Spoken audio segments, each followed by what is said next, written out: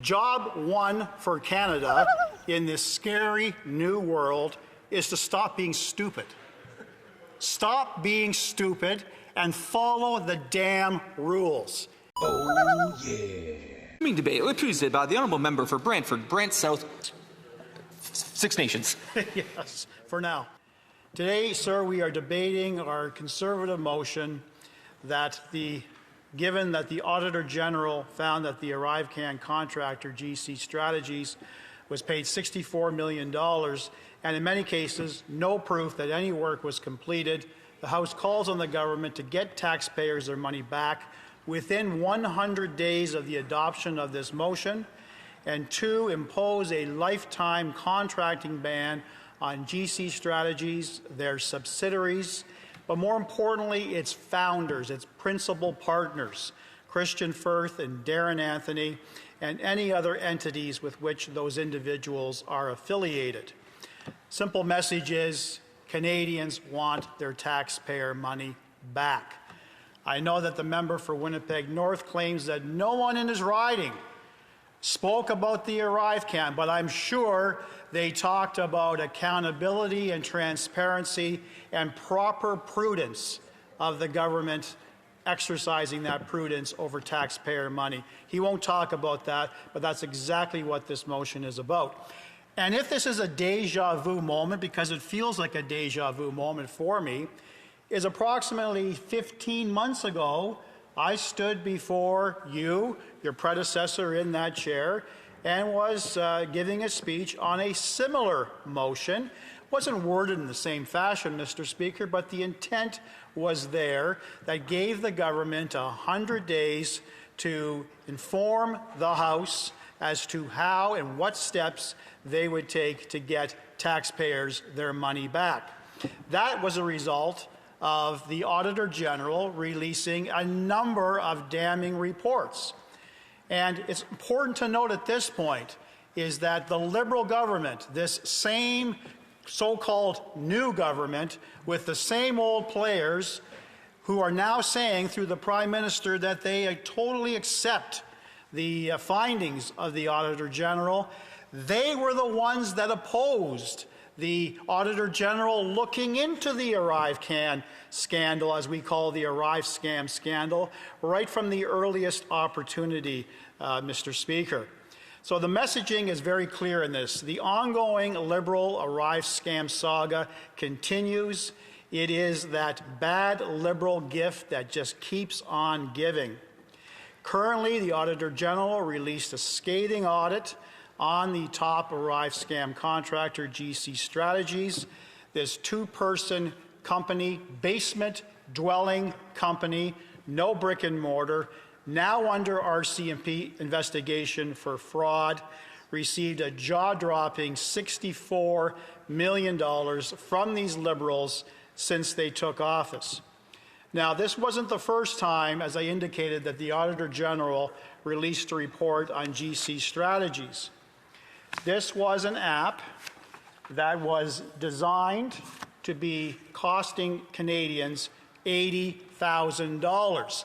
That's what this same old Liberal government parroted in the House on numerous occasions. In her first report, the Auditor General made it clear that the estimate was well beyond $80,000, and in fact, it was approaching $60 million, but she couldn't be accurate. Why, Mr. Speaker? Because the paperwork and the shoddy accounting practices by the CBSA were such that she could not examine all pertinent documents.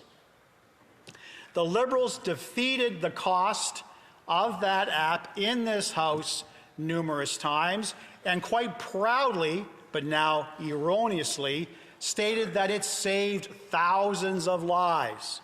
The truth remains, Mr. Speaker, this was an app that was poorly designed, notwithstanding its price tag, always broke down, created countless misery and heartache for Canadians, and I would dare say not one Canadian was saved by this Liberal, bureaucratic, administrative boondoggle. The government's very limited defense involves the plea that the app was developed in the midst of an unprecedented pandemic, that time was of the essence. We heard that numerous times. But the unique circumstances and demands of the moment scarcely offer a fig leaf to cover what the Auditor General laid bare in that report. She's quoted, "Overall, the audit showed a glaring disregard for basic management and contracting practices throughout ArriveCan's development and implementation," said Karen Hogan.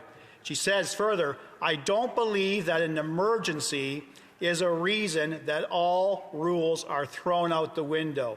She proudly concluded that the government paid way too much for that particular app.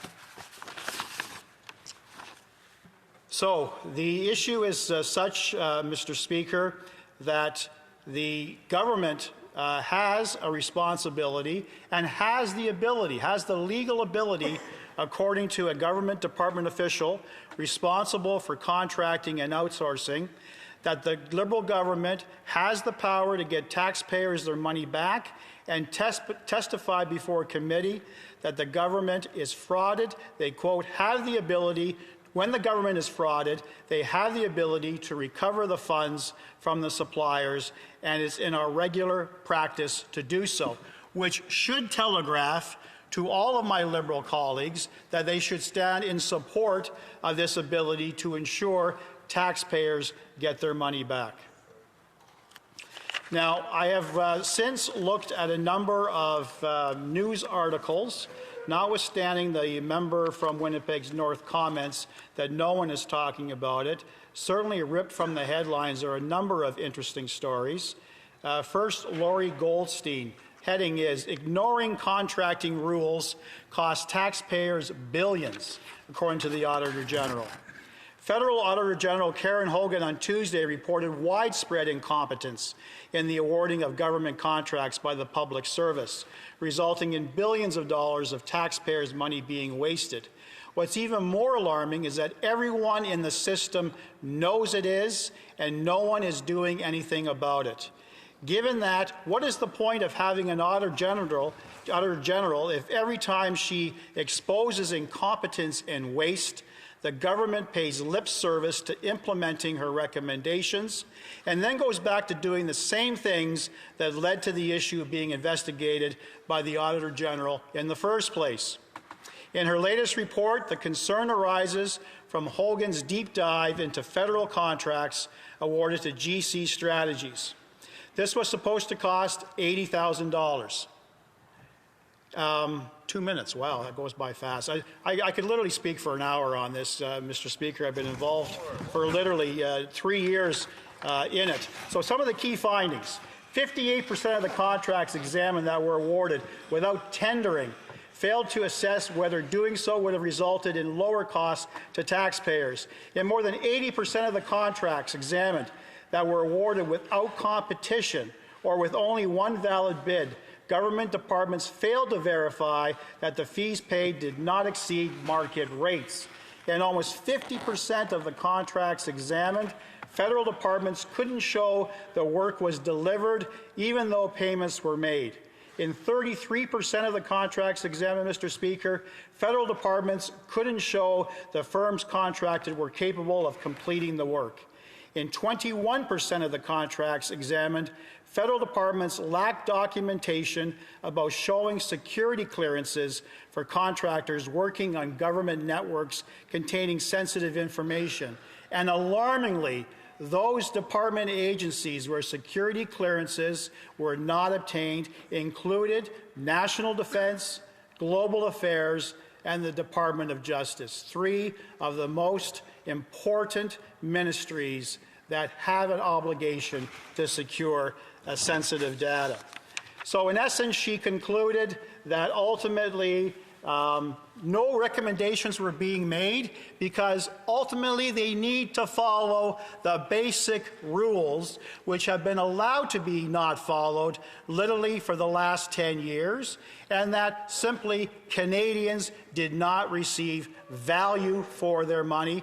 In essence, I'm asking every member to rise, to stand up for their constituents and ensure accountability is here. Hey, that's something everyone can enjoy. The member made a comment in regards to oftentimes that comment is made, yet there's not a follow-through. And that really did kind of bring to light a little bit more attention, because we do have a new Minister of Government Transformations.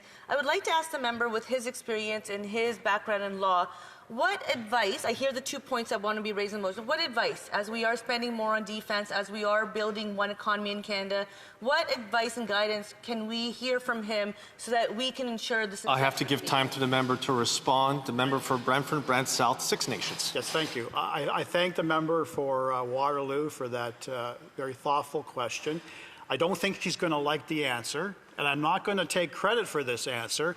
I'm actually going to take credit for a journalist from the National Post who reported today with an interesting story about all the items that I spoke to. But the heading, sir, to answer my friend's question, job one for Canada in this scary new world is to stop being stupid. Stop being stupid and follow the damn rules. It's simple. It's common sense, Mr. Speaker. All right, gang, let us know in the comments what you think about our man here, Larry Brock. He knows how to put it on the line, well-spoken, articulate, sharp as a tack. Too much for Carney. I guess that's why he had to take summer vacation after working 3 weeks. Thanks for watching the video, gang. We'll catch you in the next one.